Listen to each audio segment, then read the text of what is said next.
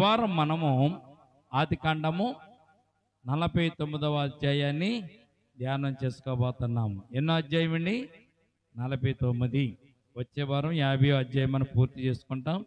ఈ సంవత్సరంలో దేవుని కృప చేత, దేవుని కరుణ చేత, దేవుని యొక్క ఆశీస్సులు ఆశీర్వాదాల చేత ఆదికాండం అంతటిని కూడా వచ్చే వారం మనం పూర్తి చేసుకోబోతున్నాం. వాక్యాన్ని చదువుదాన్ని మొదటి వచనం చదవండి.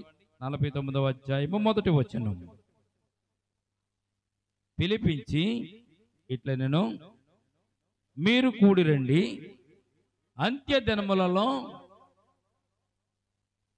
మీకు సంభవింపబోవు సంగతులను మీకు తెలియజేసేదను.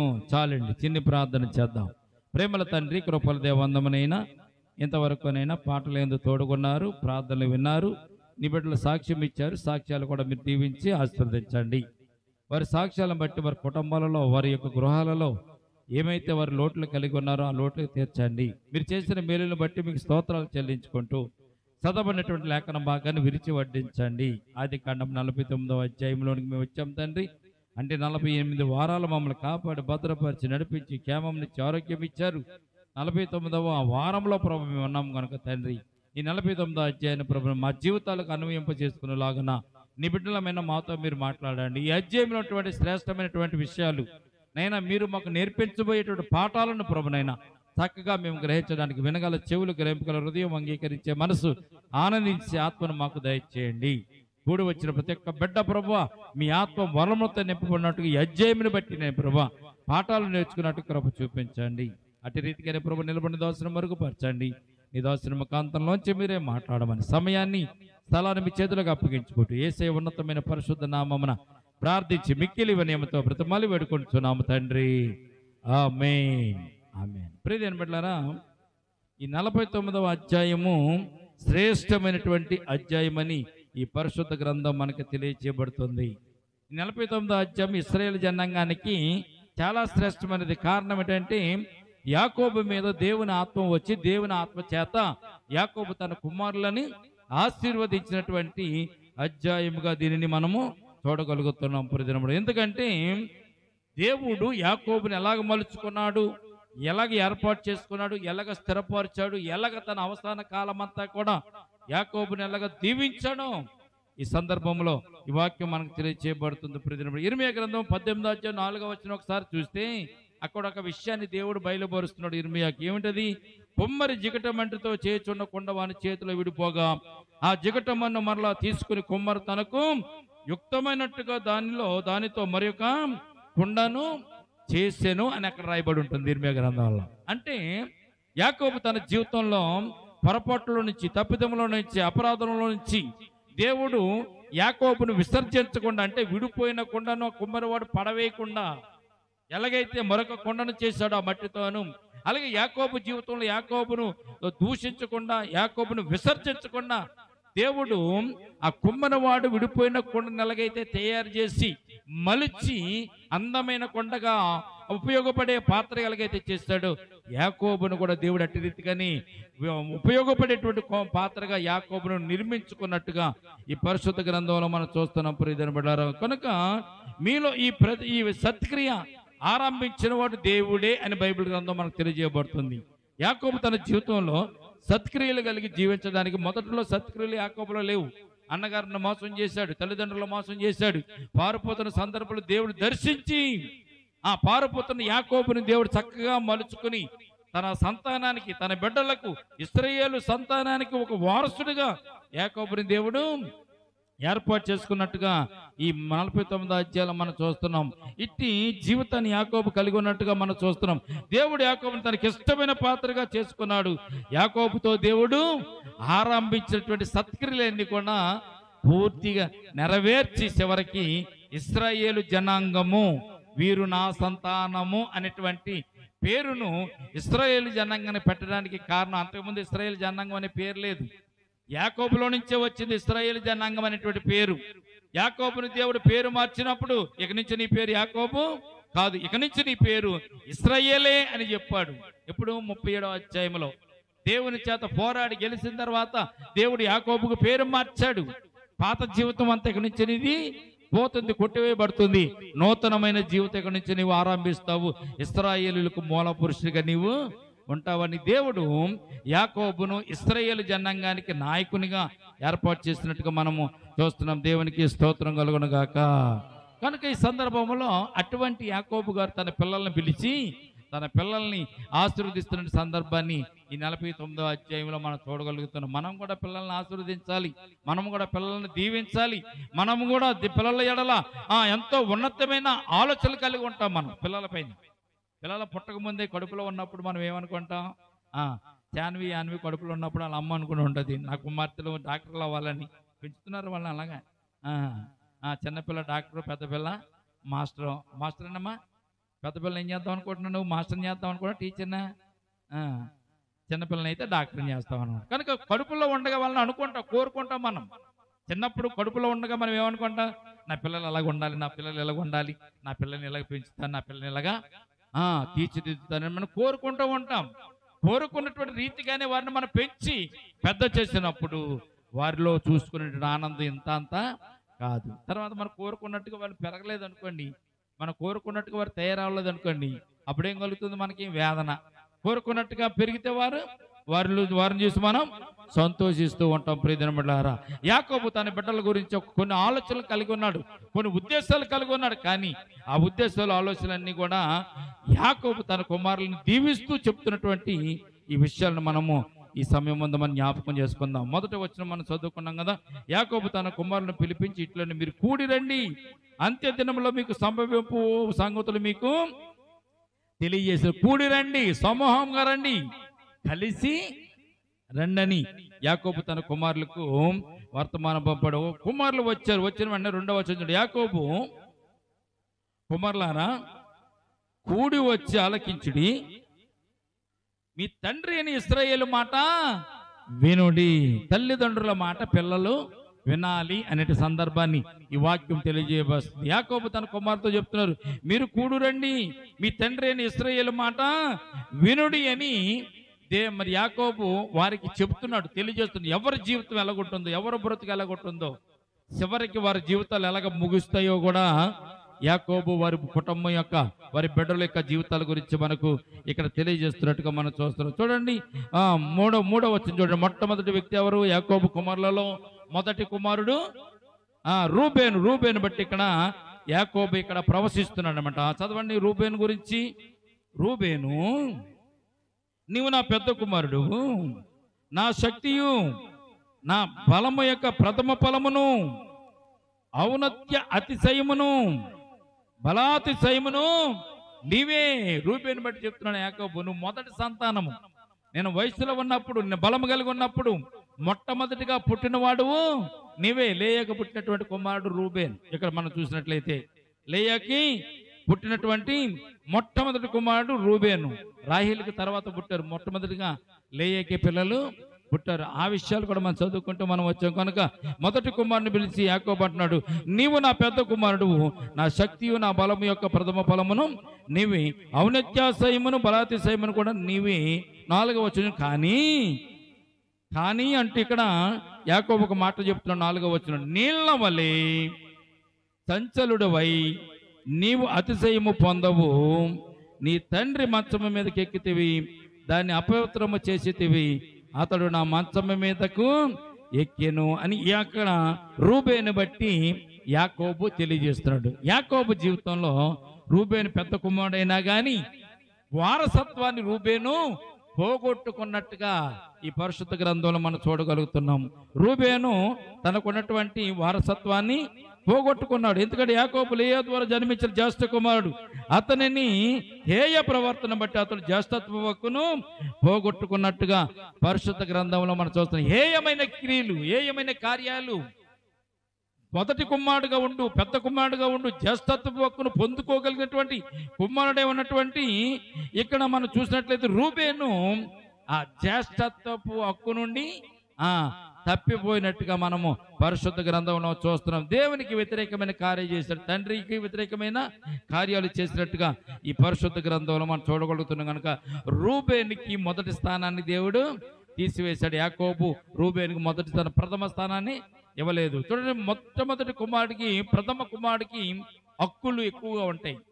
వారసత్వం నుంచి వచ్చే ఆస్తిపాస్తులు కూడా ఎక్కువ ఉంటాయి. ఇద్దరు కుమారులు ఉన్నారనుకోండి, పెద్దవాడికి ఆస్తులు 3 వంతులు వెళ్తాయి, చిన్నవాడికి 1 వంతే వెళ్తుంది. కనుక జ్యేష్ఠత్వ హక్కును రూబేను పోగొట్టుకున్నట్టుగా పరిశుద్ధ గ్రంథంలో మనం చూస్తున్నాం. నీళ్ల వల్ల సంచుల నీవు అతిశయము పొందవు, నీ తండ్రి మంచం మీదకి ఎక్కితివి, దానిని అపవిత్రము చేసితివి, అతడు నా మంచం మీదకి ఎక్కినని యాకోబు రూబేను బట్టి ఇక్కడ చెప్తున్నాడు. చూడండి ప్రియమైన బిడ్డలారా, అంటే రూబేనుకు వారసత్వం లేదు, కొట్టేశాడు దేవుడు, ఎప్పుడో కొట్టేశాడు.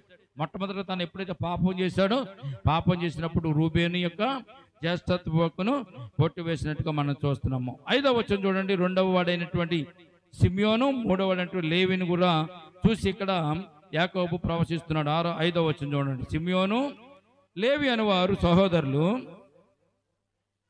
వారి ఖడ్గములు బలత్కారపు ఆయుధములు, నా ప్రాణమా వారి ఆలోచనలు చేరవద్దు, నా ఘనమా వారి సంగముతో కలుసుకొనవద్దు, వారు కోపము వచ్చి మనుషులను చంపిరి, తమ స్వేచ్ఛల చేత ఎద్దుల గుదుగాలి నరములను తెగగొరికిరి, వారి కోసము వారి కోపము వేండ్రమైనది, వారి ఉగ్రత ఎంత కఠినమైనది, అవి శపింపబడును, యాకోబుల వారిని విభజించెదను, ఇశ్రాయేలులో వారిని చెదరగొట్టెదను. అంటే ఇక్కడ మనం చూసినట్లయితే ప్రియ సిమియోను లేవీలు కూడా దేవుడు యాకోబు వారసత్వాన్ని తీసేశాడు. అయితే సిమియోన్ని తీసివేశాడు, కానీ లేవీల గురించి వారసత్వాన్ని దేవుడు ఉంచినట్టుగా మనం చూస్తున్నాం. యాజకులైన వారందరూ కూడా ఏ వంశంలోంచి వచ్చారంటే లేవి వంశంలోంచి వచ్చారు, కానీ లేవి వంశములకు కనీసం సెంటు భూమి కూడా దేవుడు వారికి ఇవ్వలేదు. ఏం చేశారు వీళ్ళు? అమ్మా, సిమియోను లేవీలు ఏం చేశారు? తన చెల్లెల్ని చరిపినటువంటి కుటుంబం అంతని కూడా, ఆ కుటుంబంలో ఉన్నటువంటి వారందరిని కూడా వీళ్ళు కత్తులు పట్టుకెళ్ళి రాత్రికి రాత్రే వారిని సున్నతి చేసుకోమని చెప్పి, వారి సున్నతి చేసుకుని వారు బాధపడుతుండగా ఈ సిమియోను లేవీలు ఇద్దరు వెళ్ళి ఆ కుటుంబాన్ని అంతటిని కూడా చంపేసి వచ్చేసారనమాట. ఖడ్గం చేత వారిని హతము చేసి వచ్చినట్లుగా ఈ పరిశుద్ధ గ్రంథంలో మనం చూస్తున్నందుకు 7వ వచనం, వారి కోపము వేండ్రమైనది, వారి ఉగ్రతయు కఠినమైనది అని అవి శపింపబడును, యాకోబుల వారిని విభజించను, ఇశ్రాయేలీల వారిని చెదరగొట్టెను. నీ కోపం ఎందుకు? పగ తీర్చుకొనుట నా పని అని దేవుడు చెప్పాడు. ఒకవేళ పగ తీర్చుకోవాలనుకుంటే దేవునికి ప్రార్థన చేయాలి, తండ్రితో చెప్పాలి. కానీ ఈ సిమియోను ఈ లేవీలు ఇద్దరు వెళ్ళి తన చెల్లెల్ని చెరిపినటువంటి వారిని, దీనాన్ని చెరిపినటువంటి వారిని అందరూ కూడా వీరే పగ తీర్చుకుని వీరే చంపేసి వచ్చేస్తారు. కనుక వారి ఖడ్గాలకు రక్తం అంటూ ఉంది కనుక వారిని వీరిలో నుంచి విభజించినట్టుగా మనం చూస్తున్నాం. కానీ ఇక్కడ ఒక విషయాన్ని మనం జ్ఞాపకం చేసుకున్నట్లయితే ప్రియమైన బిడ్డలారా, సిమియోనికి అసలు భూమి లేదు, వారసత్వం లేదు, కానీ లేవీలకు మాత్రం దేవుని సన్నిధానంలో యాజకత్వం చేసేటువంటి అవకాశాన్ని యాకోబు ఇచ్చినట్టుగా మనం చూస్తున్నాం. ఇది ముగ్గురి విషయాన్ని గురించి యాకోబు చెప్పాడు. 8వ వచనం కూడా చూద్దామండి. ఇప్పుడు 8వ వచనంలో 4 ఆయన ఉన్నాడు. ఎవరండినా? యోధా గారు ఉన్నారు. ఇక్కడ ఆ యోధాని గురించి యాకోబు చెప్తున్న ప్రవచనం మన చదువు. యోధా, నీ సహోదరులు నిన్ను స్తుతించెదరు, నీ చెయ్యి నీ శత్రువుల మెడ మీద ఉండును, నీ తండ్రి కుమారులు నీ ఎదుట సాగిలపడుదురు.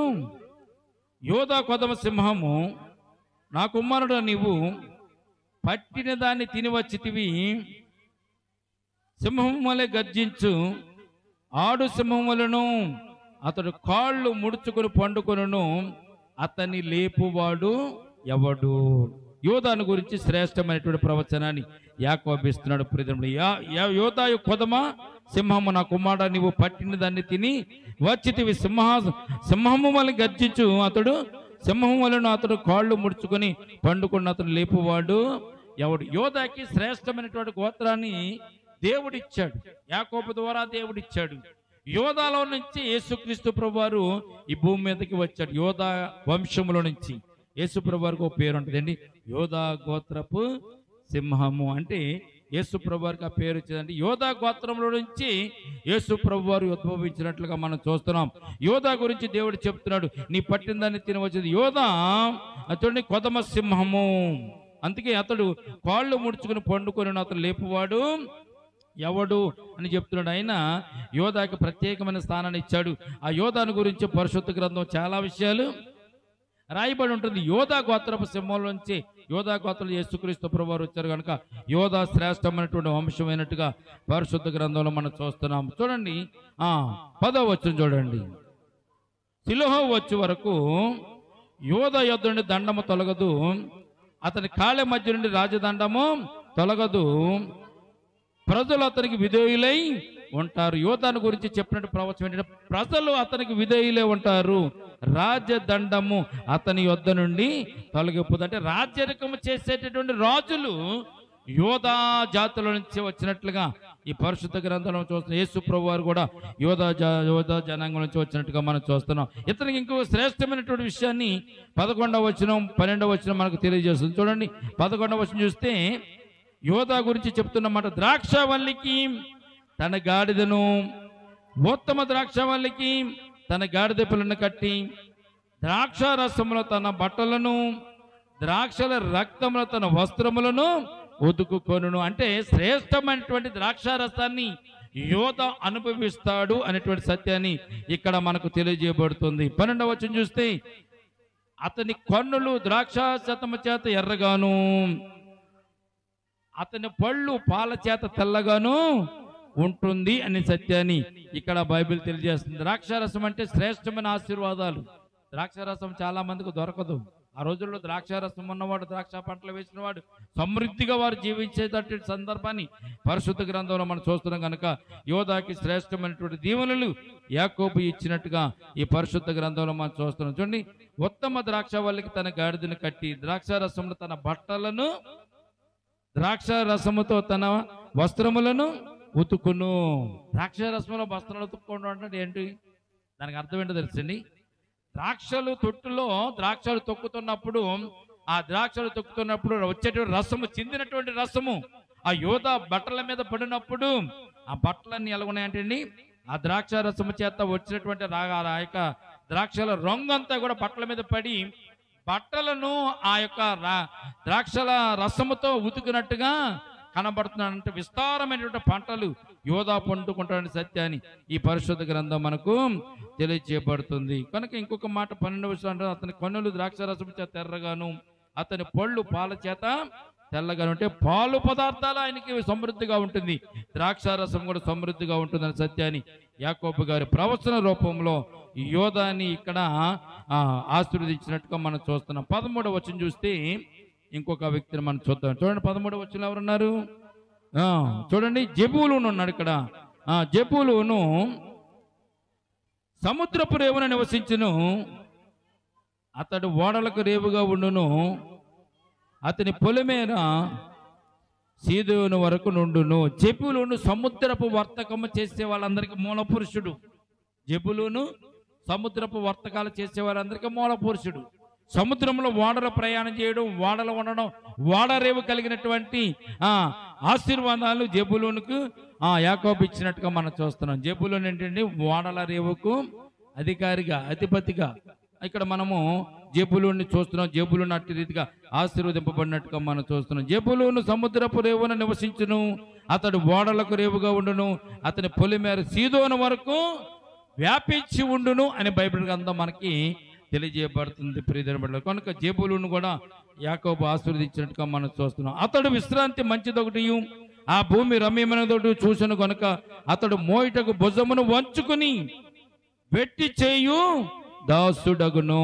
ఏం చేస్తారంటే అండి, చూడండి, జెబూలూను పొలిమేర సీదోను వరకు ఉంటాడని చెప్తున్నాడు. ఇస్సాకారు గురించి కూడా 14వ అధ్యాయంలో ఒక మాట మనం చూస్తాం. ఇస్సాకారు గురించి చెప్పినట్టు మాట చూసినట్లయితే, 2 దొడ్ల మధ్యన పండుకొని ఉన్న బలమైన గార్ధభవము, అతడు విశ్రాంతి మంచిదొకటి, ఆ భూమి రమ్యమైనదొకటి చూసిన కనుక అతడు మోయిటకు భుజమును వంచుకొని వెట్టి చేయు దాసుడగును. ఇస్సాకారు కూడా శ్రేష్టమైన ఆశీర్వాదాలు యాకోబు ఇచ్చినట్టుగా మనం చూస్తున్నాం. అతడు వెట్టి చేయి దాసుడు అంటే పంటలు చక్కగా పండించుకుంటాడు. భూమి శ్రేష్టమైన భూమి వచ్చింది కనుక వ్యవసాయం చేస్తూ తన పంటలను కాపాడుకుంటాడు సత్యాన్ని ఈ యొక్క ఇస్సాకారు గురించి కూడా తెలియజేయబడుతుంది.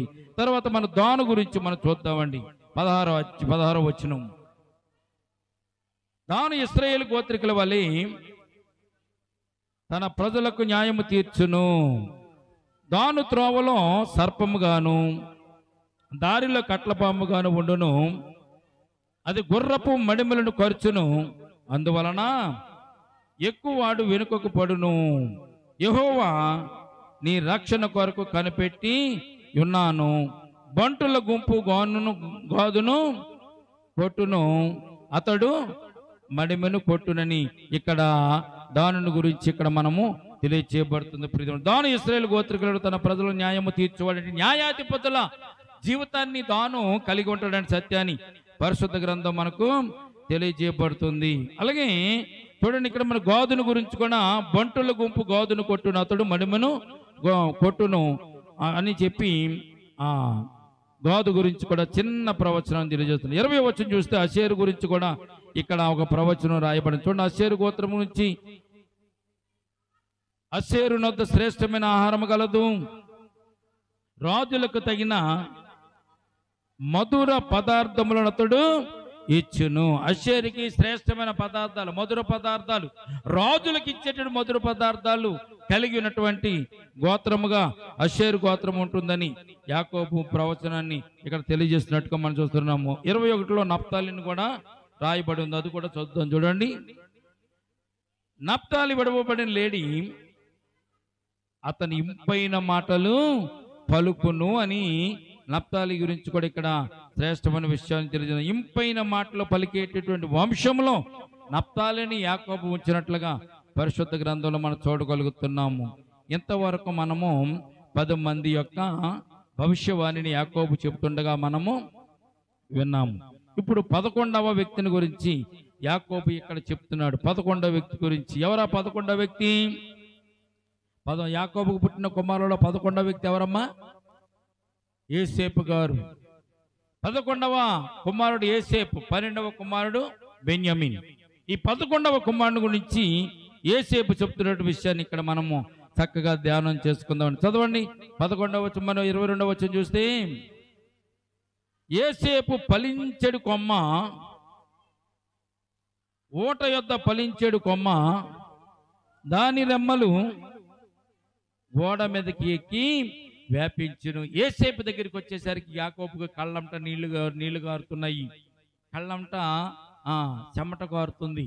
ఆనంద బాష్పాలతో, వేదనతో యోసేపుని గురించి ఇక్కడ యాకోబు ఇక్కడ ప్రవశిస్తున్నాడు. ప్రియమైన బిడ్డలారా, ఎందుకంటే రాహేలును ప్రేమించి 14 సంవత్సరాలు కొలువు చేసి రాహేలుకు పుట్టినటువంటి మొదటి కుమారుడైనటువంటి యోసేపుని గురించి ఇక్కడ యాకోబు తన ప్రవచనాన్ని మనకు తెలియజేస్తున్నట్టుగా మనం చూస్తున్న ప్రియమైన బిడ్డలారా, యాకోబుకి ఇవన్నీ కూడా మధులో మెదులుతున్నాయి. యాకోబు తన జీవితంలో తన ప్రేమించిన భార్య రాహేలుకు పుట్టినటువంటి కుమారుడైనటువంటి యోసేపుని బట్టి యాకోబు ఇక్కడ ఉద్వేగానికి గురై పలుకుతున్నటువంటి మాటలు ఇక్కడ మనము చూడగలుగుతున్నాం. ప్రియమైన బిడ్డలారా, 23వ వచనం చూస్తే ఇక్కడ తనకున్నటువంటి బాధ, వేదన వ్యక్తం చేస్తూ యాకోబు తన కుమారుడైనటువంటి ప్రియమైనటువంటి కుమారుడు యోసేపుని గురించి చెప్తున్నాడు. చూడండి, విలుకాండ్రు అతనిని వేధించిరి, వారు బాణములు వేసి అతనిని హింసించిరి. యాకోబు జ్ఞాపకం చేసుకుంటున్నాడు, విలుకాండ్రు అతనిని వేధించిరి, వారు బాణములు వేసి అతనిని హింసించినట్టుగా మనం చూస్తున్నాం. ప్రియమైన యాకోబుకు వచ్చిన శ్రమలు, వేదనలు, బాధలు, యోసేపుకు వచ్చిన శ్రమలు, బాధల్ని యాకోబు గమనించుకుంటున్నాడు. నేను బాధలు పడి ఇంతవరకు వచ్చాను, యోసేపు అయితే ఇంకను బాధలు పడ్డాడు అనే సత్యాన్ని ఇక్కడ యాకోబు తెలియజేయబడుతుంది అనమాట. యాకోబు చెప్తున్నాడు, తన కుమారుడు విలుకాండ్రు అతను వేధించిరి, యోసేపుని వేధించిరి, వారు బాణములు వేసి అతనిని హింసించిరి. 24వ వచనం చూస్తే, యాకోబు కొలుసు పరాక్రమశాలి అయిన వాని అస్తబలము వలన అతని విల్లు బలమైనది అగును. దేవునికి స్తోత్రం కలుగునగాక. యోసేపును దీవించేది ఎవరు? దేవుడే. అందుకే ఇక్కడ యాకోబు కొలుసు పరాక్రమశాలి అయిన వాని అస్తబలము వలన అతని విల్లు బలమైనదగును. యాకోబు నేను ఎవరినైతే పూజిస్తున్నాను, ఎవరినైతే గణపరుస్తున్నాను, ఎవరు సన్నిధానంలో నేను నిలుస్తున్నాను, ఎంతవరకు నన్ను ఎవరైతే నడిపించాడో ఆ దేవుని యొక్క హస్త బలము వలన యాకోబు విల్లు ఏలగొండ పరాక్రమశాలి అయి వాని హస్తబలము వలన అతని విల్లు బలమైనదగునని యాకోబు ఇక్కడ యోసేపును దీవిస్తున్నాడు. ఇశ్రాయేలునకు బండయు మేపెడు వాడును ఆయనే నీకు సహాయం చేయి. నీ తండ్రి దేవుని వలన పైనుండి మింటి దీవెనలతోనూ క్రింద దాగి ఉన్న అగాధ జలముల దీవెనలతోనూ స్తనముల దీవెనలతోనూ గర్భముల దీవెనలతోనూ నిన్ను దీవించు. సర్వశక్తిని యొక్క దీవెనలను అతని బాహుబలమును దిట్టపరచబడును. ఎటువంటి దీవెనలు ఇచ్చాడు యాకోబు యోసేపుకి? పైనుంచి దీవించిన దేవుని యొక్క దీవెనలు, వింటి దీవెనలు, భూఫలములు, గర్భఫలములు ఇవన్నీ కూడా యోసేపు ద్వారాగా ఉద్భవించబడతాయని ఇక్కడ తెలియజేస్తున్నట్టుగా మనం చూస్తున్నాం. 26వ వచనం చూడండి. నీ తండ్రి దీవెనలు నా పూర్వీకుల దీవెనల పైనవి చిరకాల పర్వతముల కంటే హెచ్చుగా ప్రబల మగును. అవి యోసేపు తల మీదను తన సహోదరుల నుండి వేరుపరచబడిన వాని నడినెత్తి మీదను ఉండును అని యాకోబు యోసేపుని దీవించాడండి. చూడండి, యోసేపును అందరిలో నుంచి కూడా వేరుపరుస్తున్నాడు, వేరు చేస్తున్నాడు. ఎందుకంటే యోసేపు శ్రేష్టమైనటువంటి జీవితాన్ని జీవించాడు కనుక. ఎటువంటి శ్రేష్టమైన జీవితాన్ని జీవించాడు? అన్నల నుండి వేరైపోయాడు, లోకం నుంచి వేరైపోయాడు, దేవునికి దగ్గరగా ఉంటూ దేవుని యొక్క నీతిమత్వాన్ని నెరవేర్చడానికి యోసేపు ఇష్టపడ్డాడు కనుకని పొతేపరు భార్య పాపంలోనికి లాగినా కానీ, పాపాన్ని చూపించదా కానీ, పాపము చేయమని బలవంతం చేస్తున్నా కానీ యోసేపు ఆ పాపములోనికి వెళ్లకుండా దేవుని యొక్క నీతిని, దేవుని యొక్క సత్యాన్ని నెరవేర్చడానికి యోసేపు ఇష్టపడ్డాడు కనుక యోసేపు యొక్క జీవితంలో యాకోబు ఇచ్చినటువంటి ప్రవచనం చాలా శ్రేష్టమైనదిగా ఉండదు. నీ తండ్రి దీవెనలు నా పూర్వీకుల దీవెనల పైనవి చిరకాలము పర్వతముల కంటే హెచ్చుగా ప్రబల మగును. అందరి దీవెనల కంటే నీ దీవెనలు ఎక్కువగా ఉంటుందని యోసేపుకు తెలియజేసినట్టుగా మనం చూస్తున్నాం. అవి యోసేపు తల మీదను తన సహోదరుల నుండి వేరుపరచబడిన వారి నడినెత్తి మీదను ఉండును. అంటే సహోదరుల నుంచి వేరు చేసి యోసేపుని అమ్మివేశారు కనుక వేరుపరచబడిన వారి నడినెత్తి మీద ఈ దేవుళ్ళు ఉంటాయని సత్యాన్ని యాకోబు ప్రవచనం ద్వారా తెలియజేస్తున్నాడు. దేవునికి స్తోత్రం కలుగును గాక. 10 మందిని ఒక ఎత్తుగా దీవించాడు. 11వ వాడంటే యోసేపును ఒక ఎత్తుగా యాకోబు దీవించాడు. కారణం ఏంటంటే యోసేపు తండ్రి మాట జవదాటిన వాడు, ఈ లోకపు తండ్రి మాట, తర్వాత పరలోకపు తండ్రి మాట కూడా జవదాటని గుణము కలిగిన వాడు, లక్షణాలు కలిగిన వాడు.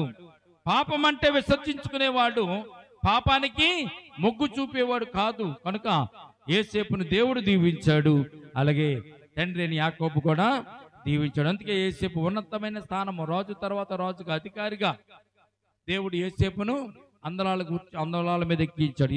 ఈ సమయం ముందు మనము జ్ఞాపకం చేసుకోవాలి. ప్రియమైన దేవునితో నడిచిన వారిని దేవుడు అంతగా హెచ్చిస్తాడు.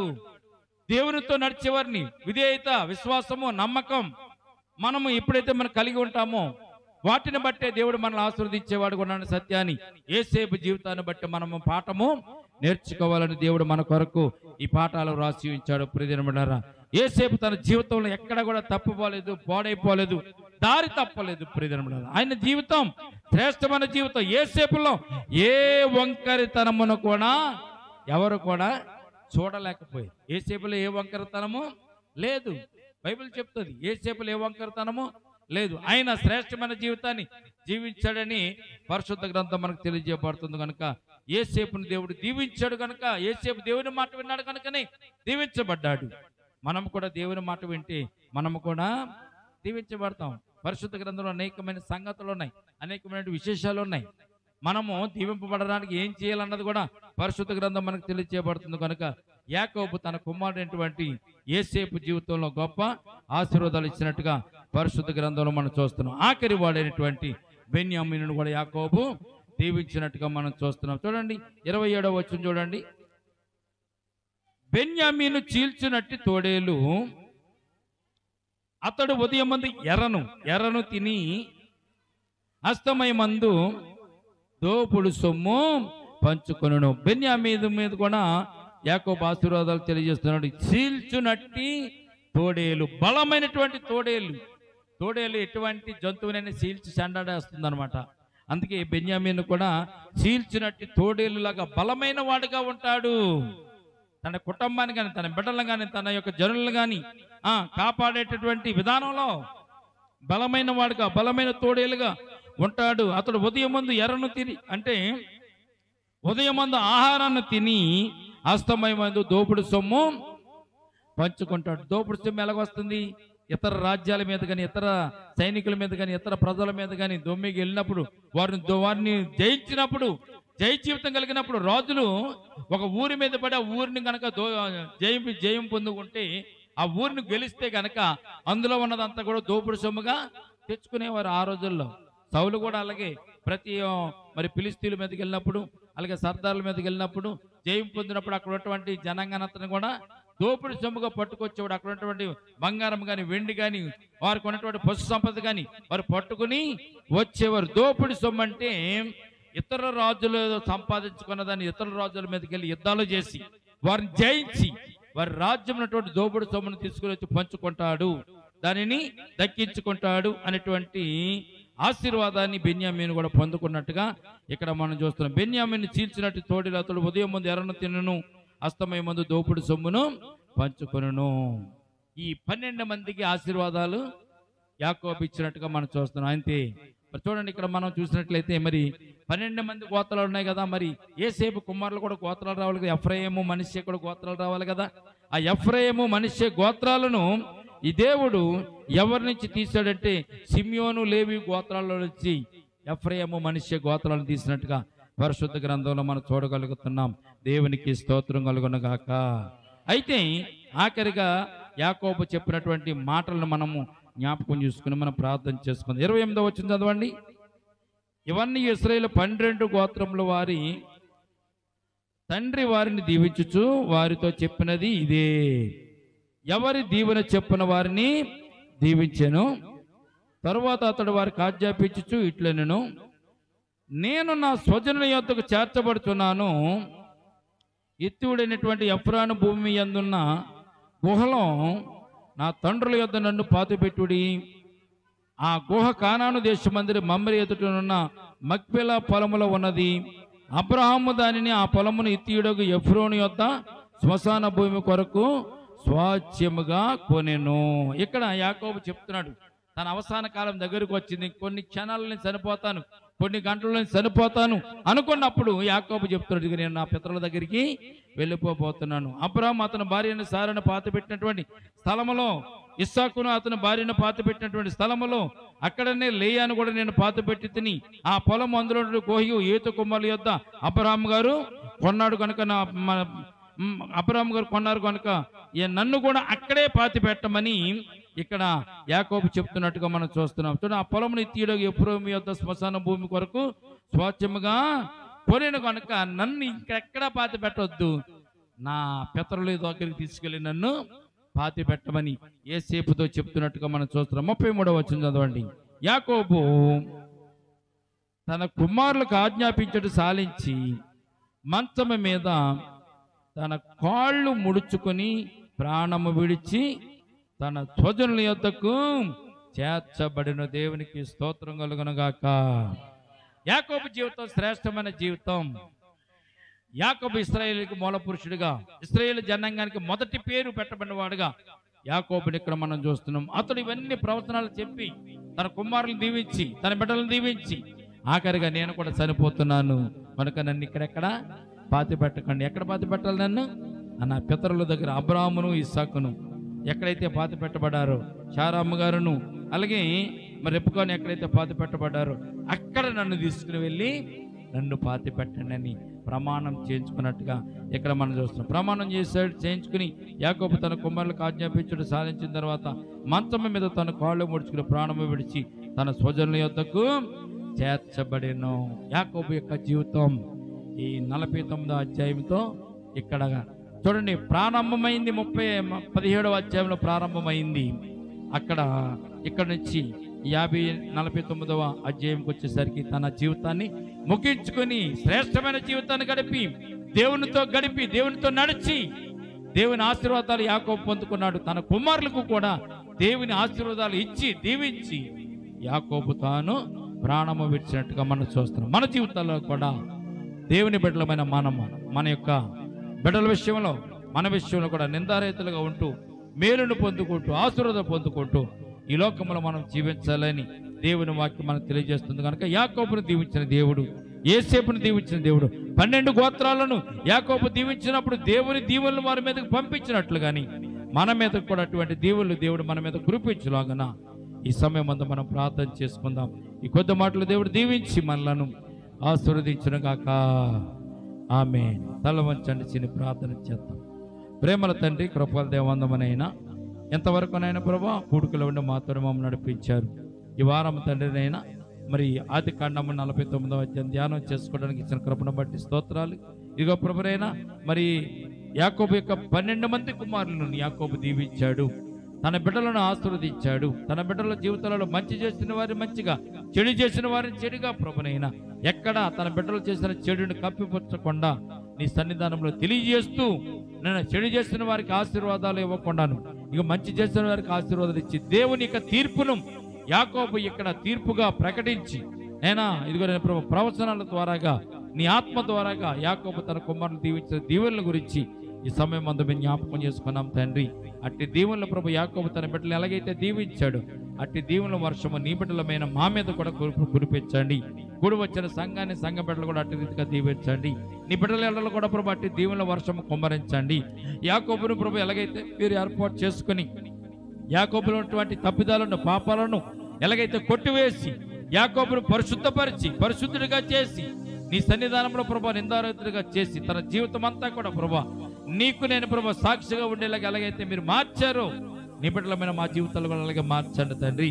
యాకోబులో ఉన్నటువంటి లోపాలను తీసివేసినని ప్రభా యాకోబులో నేను ప్రభా మేలు ఎలాగైతే కనుగొని మేలుకరమైన జీవితాన్ని యాకోబు జీవించడానికి ఎలాగైతే మీ కృపను అనుగ్రహించారో నీ బిడ్డలమైన మా జీవితాల్లో కూడా ప్రభా మా చెడుని తీసివేసి, అపరాధాలను తీసివేసి, మా పాపాలను కొట్టివేసినని ప్రభా యాకోబులాగా మమ్మల్ని కూడా సంఘాన్ని, సంఘ బిడ్డలను కూడా దీవించమని ఈ సమయం వంతు ప్రార్థిస్తున్నాం తండ్రి. చదవబడిన లేఖన భాగాలను బట్టి, చెప్పినటువంటి వాక్యాన్ని బట్టి మీకు స్తోత్రాలు తండ్రి.